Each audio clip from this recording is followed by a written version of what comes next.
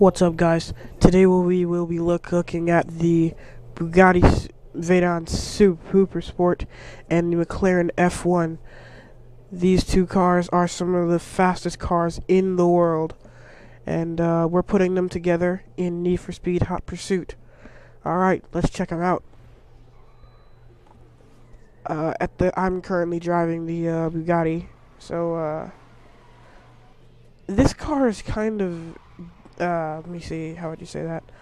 I'd say it's a little deceiving because it's like the fastest car in the game, but the problem is that it's like a hyper tank because you can barely drift it, and the handling is actually pretty bad on it. It's a really good car, and if you know how to drive it, it can really do some damage as far as like just leaving your opponents, literally leaving them behind in the race. The nitrous intake and such is pretty good. I believe the top speed on there is 2 something. I actually forget at the moment. But the Super Sport in relation to the Grand Sport is the Super Sport is a bit easier to drive because in the Hyper series there are 3 different Bugattis that you have to choose from, and I'd say that the Super Sport and the Super Sport Roadster are probably the easier ones that like to drive, so that's pretty good. My main issue with this car is that it is very, very hard to drive, and if you look at the turns, I was trying my best here to drift this car, and I think I was like, because I had been driving the Porsche GT2, that is a lot easier to drift. You barely have to even work for the drifts in that particular car. With this car, you really have to at times throw yourself into certain turns because it's really hard to drift this car. So to an extent, it's not easy because of how fast it is and because of how heavy it is. It's hard to make it do the things that you need it to do. But if you have a race base with a lot of straightaways in it, it is really a deadly car. But if you're putting it up against something like the McLaren F1, which is probably better with handling than this is, then you get the classic handling versus speed.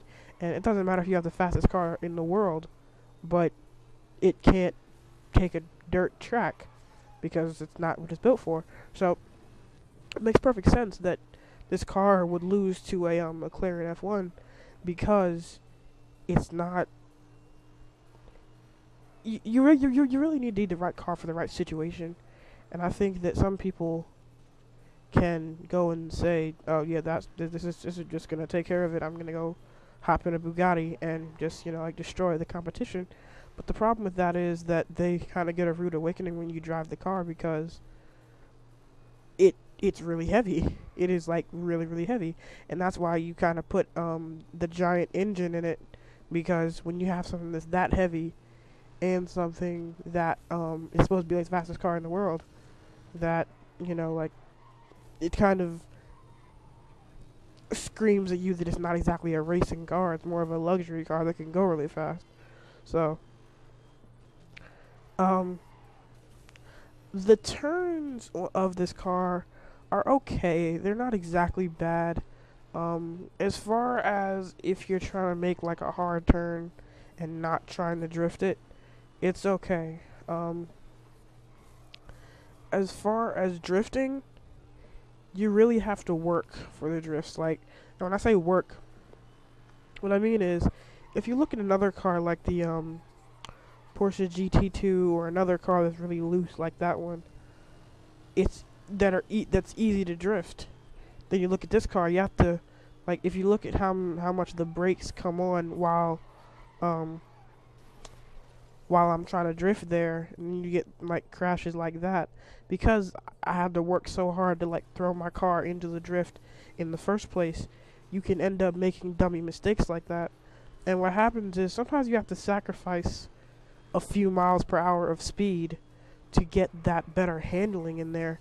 And when you do that, you can manage to, like, you can pull ahead of the cars that are like this, because even though it may be the fastest car in the world and frankly in the game, you can pull ahead of them because if you're the fastest car in the world but your handling is horrible, you're going nowhere fast, literally.